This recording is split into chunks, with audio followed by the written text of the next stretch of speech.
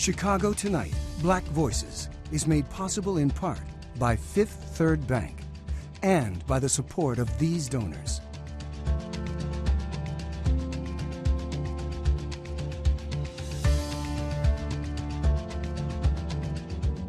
At Fifth Third, we believe when diverse voices are heard and empowered, communities are made stronger, lives are made better, and the future holds greater promise for all. That's why we're proud to support Chicago Tonight Black Voices. Together, we can make a difference. Together, we can drive change.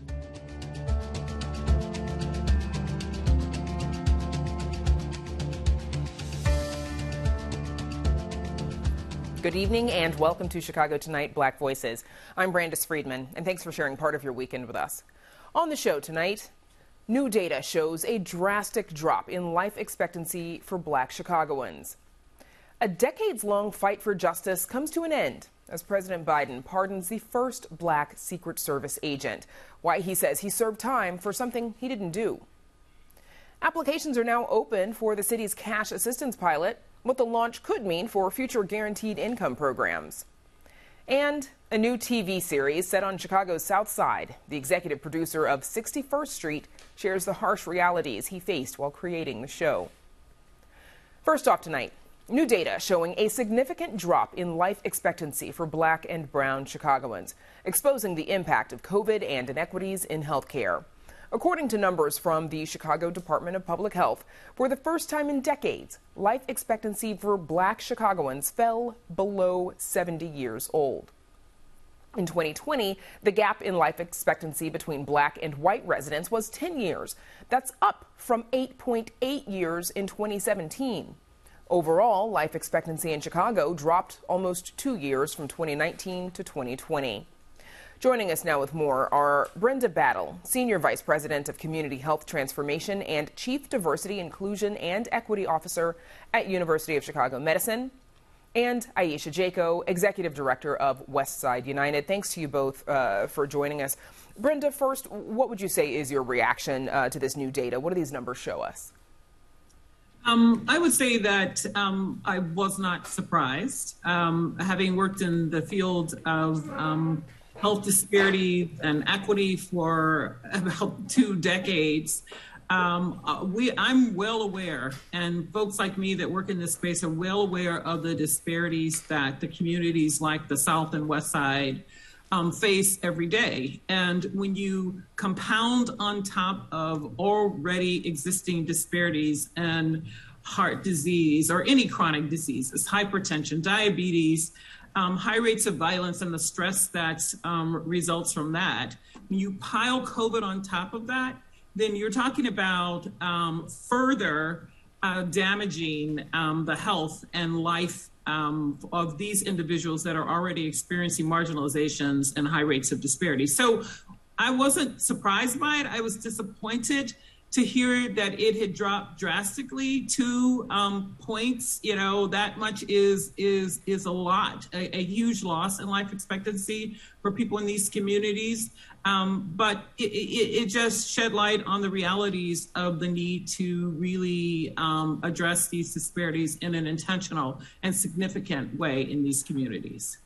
Aisha, Westside United's main mission is to reduce that life expectancy gap between downtown residents and the west side of Chicago residents, which you found to be 14 years. What is causing that gap?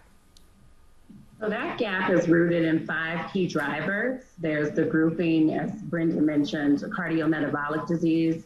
So in there you have heart disease, you have diabetes, you have hypertension-related conditions, you have opioid overdose, homicide, infant mortality is one of those key pieces, in cancer. And so for the purposes of Westside United, we focus solely on hypertension management strategies, thinking through care coordination, community-based practice, as well as infant mortality or maternal child health are the 2 things that we're weighing in on to have impact as it relates to the health-related disparities that lead to the life expectancy gap that we see. But we also see other social drivers like economic vitality, like neighborhood and the physical environment, and education also as pillars that we need to think through and have strategies and our metrics framework does get at measurement for some of the things related to that. So, but in terms of the causes of life expectancy, those are the 5 key drivers, and we focus in on those 2. Brenda, the city notes, and as you've mentioned, that COVID-19 deaths were a significant driver of this 10-year gap between Black and white Chicagoans in 2020, but says overall the main drivers, as we just heard from Aisha, were chronic disease like heart disease, cancer, and diabetes. Give us a sense of how these other illnesses contribute to the life expectancy gap. Yes. So, well, first of all, the South Side is very similar to the West Side. The 3 main drivers of death on the South Side are heart disease, cancer, and COVID is number 3 on the South Side. But when you look at it in the aggregate, as we're seeing it across the state, it is, a huge driver of death. These chronic diseases are what we call in healthcare ambulatory care sensitive conditions. So these are conditions that, if treated effectively and if preventative treatment is applied through greater access to healthcare and access to services, that you can actually address these issues. So when an individual already has a pre-existing chronic disease and you add on top of it a deadly infectious disease like COVID, then it further exacerbates an individual's immune system and his or her capability to actually fight off that infection, because they're already living in a compromised state because of hypertension or diabetes or heart disease or cancer. When they're already living in that compromised state, that they don't have the ability to really, often don't have the ability to really be able to, the body to be able to manage the infection of COVID. And this is what we saw with so many of individuals that have these long-standing chronic diseases. I think if you look at the data, a lot of the people who actually died from COVID had one of these comorbidities, as well as having attracted COVID. So the impact is further exacerbated by COVID. Aisha, what are some of the lessons that the healthcare community can take from the pandemic and apply to some of these health disparities and healthcare inequities?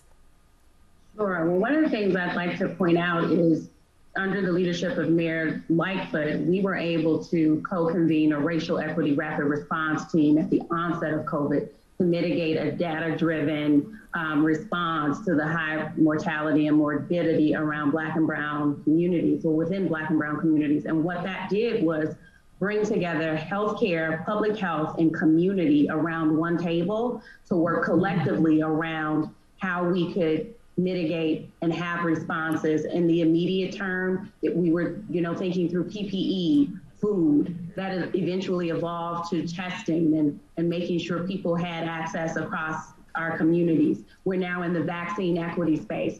So I think some of the lesson learned during that period is to continue that type of work to drive and inform the strategies that are going to help us get at this life expectancy gap. So you now see this convergence of the Chicago Department of Public Health, their Healthy 2025 plan, which is embedded in the conditions that we see now and other social drivers.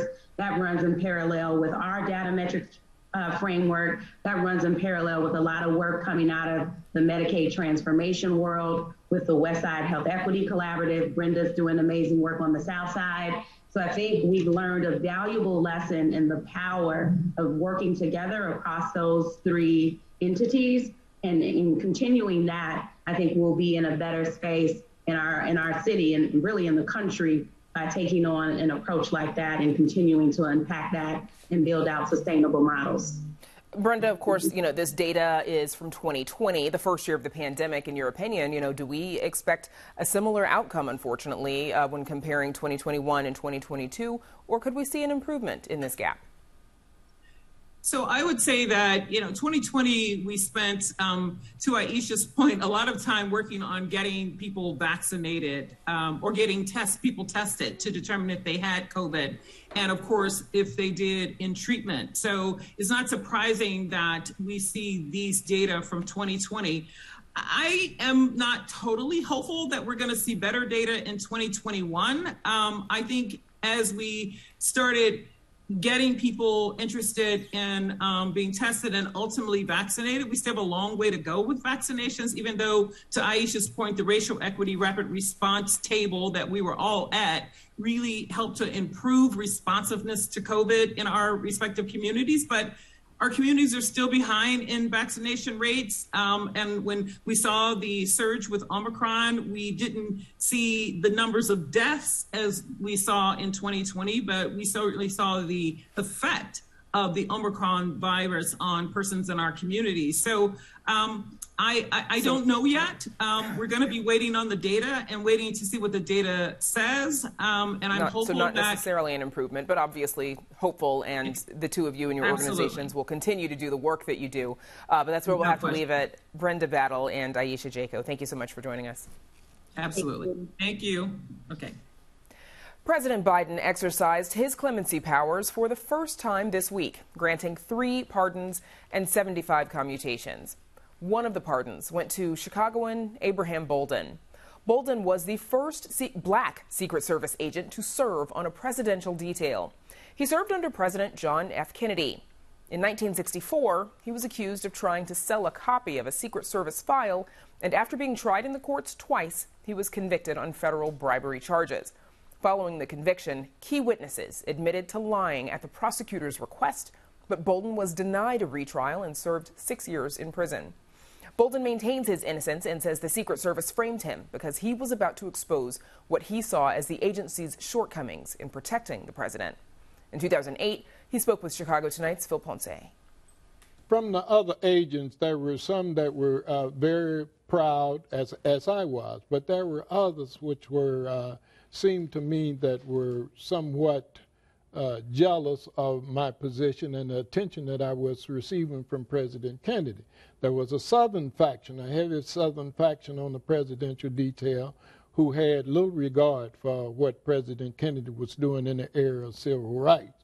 And they were so against what he was doing that I heard some of the agents say that if anything should happen, if a shot should be fired or anything, that they would not protect the President of the United States.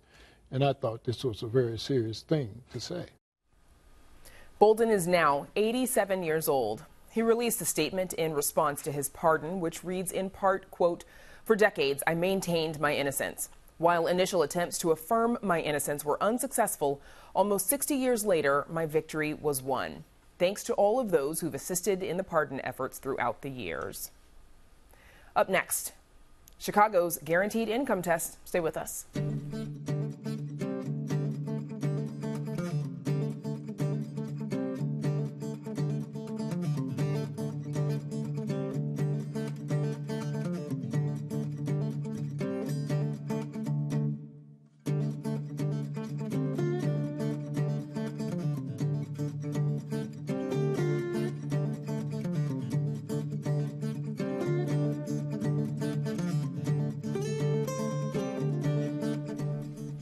Applications for Chicago's Cash Assistance Pilot Program have been open for a week, and so far, the city says it has started with more than 100,000 applications. Eligible applicants will be entered into a lottery to determine who will receive $500 a month for 1 year. Ultimately, 5,000 households will receive the checks in one of the largest tests of guaranteed income across the country.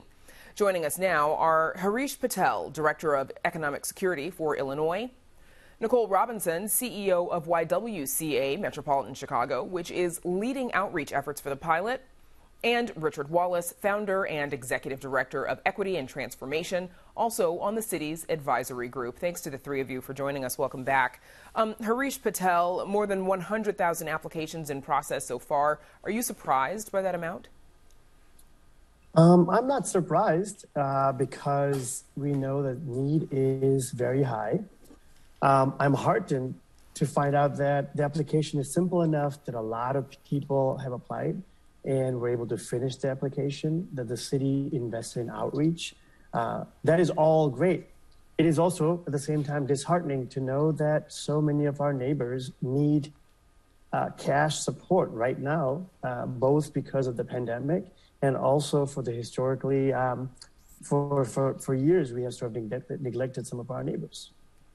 Nicole, the YWCA, you all have been leading outreach efforts in collaboration with, dozens of other community-based organizations. What have you all been doing to get the word out? We've been doing everything, Brandis. We've put together sets of marketing materials to spread the word in community. Hundreds of community partners are standing shoulder to shoulder with the YWCA to get the word out. So flyers are being handed out into the community. Organizations are sending email blasts. We are having virtual assistance where people residents can hear and learn about the program, learn how to complete the application. We are having in-person events where people can learn about what their options are. And again, it's for everyone. So caregivers, parents, undocumented.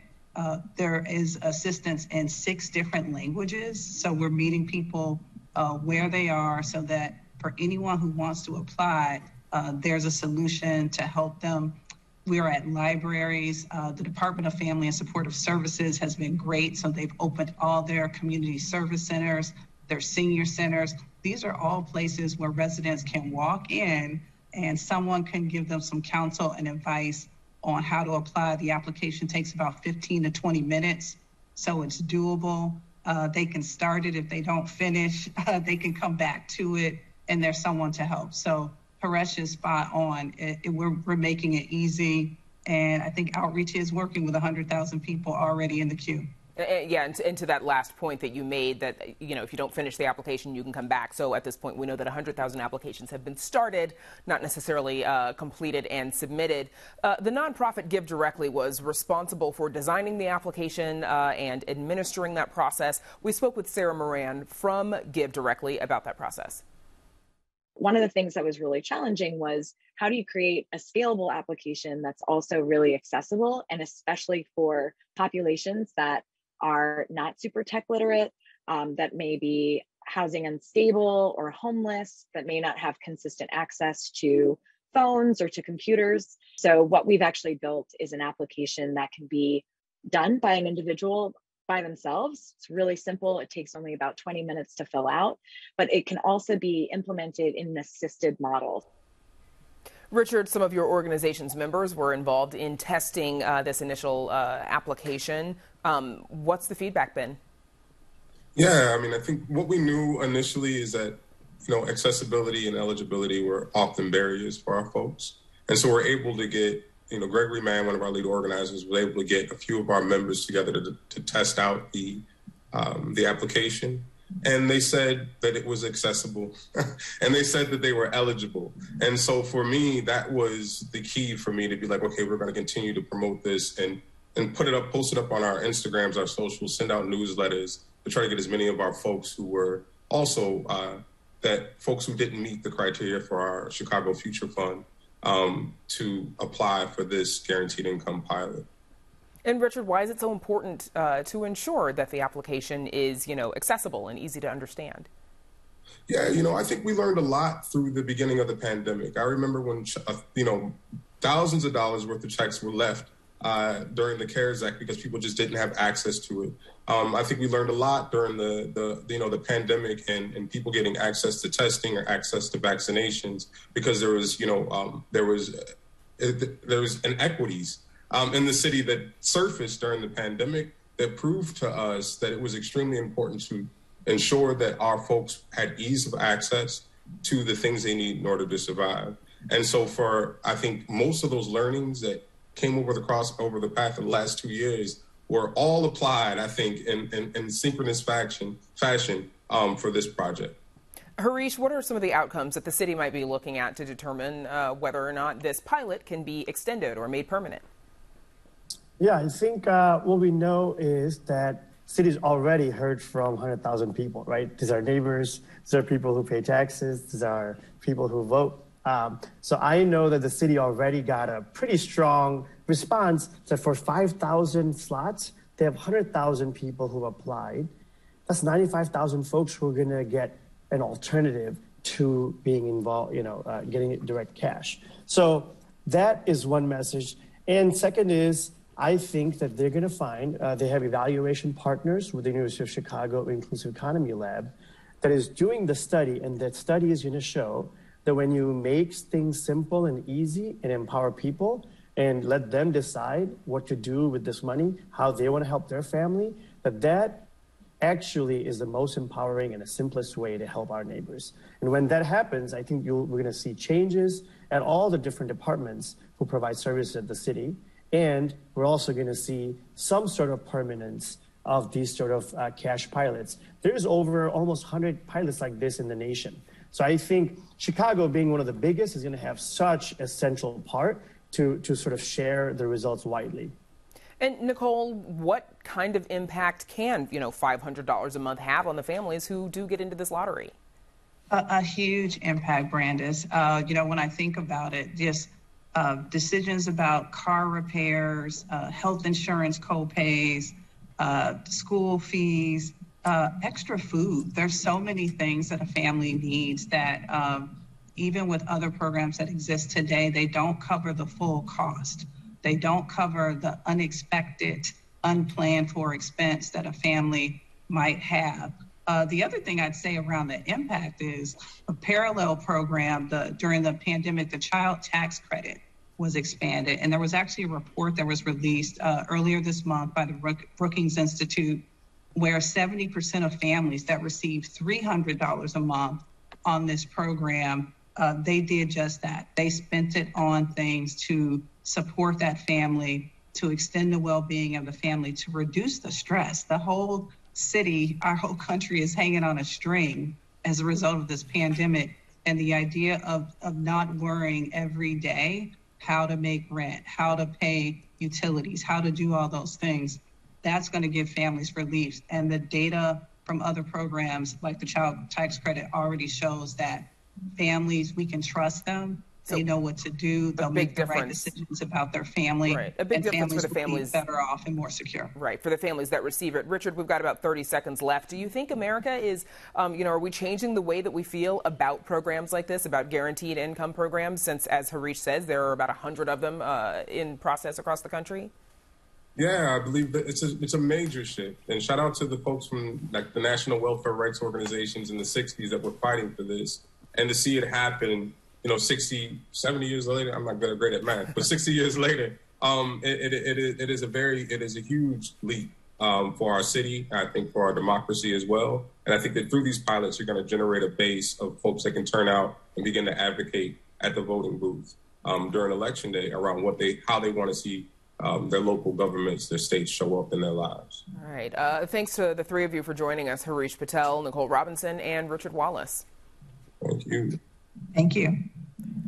Up next, a new TV show based in Chicago works with a local investigative journalism group to draw from real-life experiences. Don't ever miss Chicago Tonight. Subscribe to our podcast. Get a daily download of our show delivered to your desktop or mobile device. Go to WTTW.com/Chicago Tonight podcast and subscribe.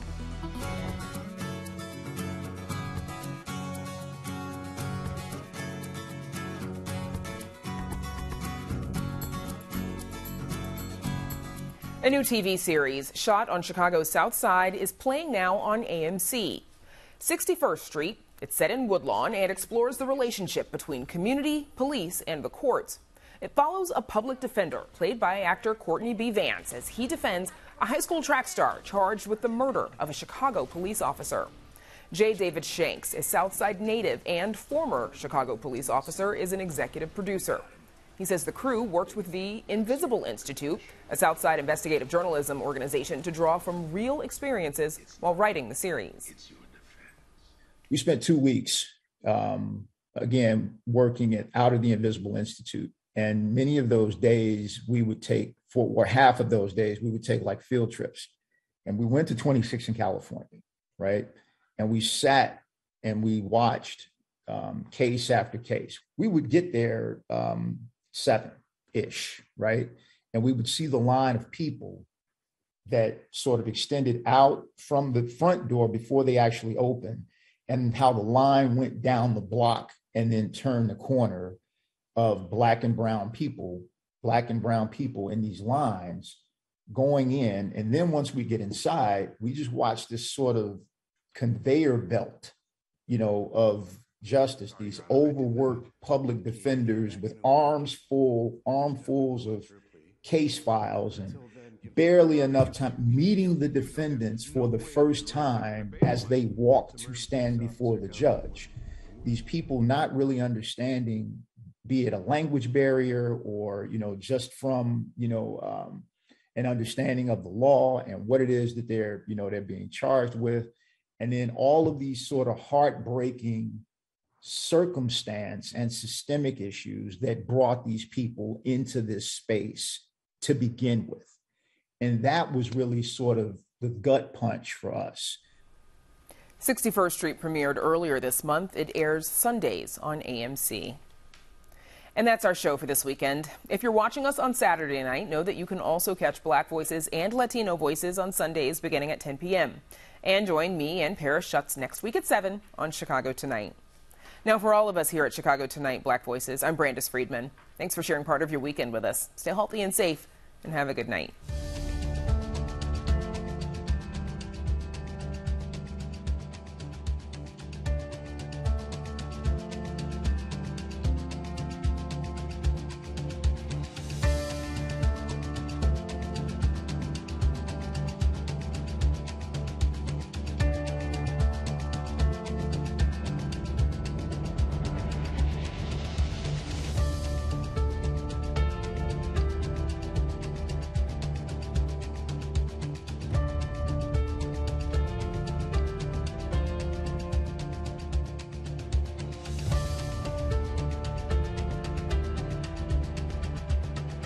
Closed captioning is made possible by Robert A. Clifford and Clifford Law Offices, a personal injury law firm pleased to give back to the community through numerous charitable initiatives.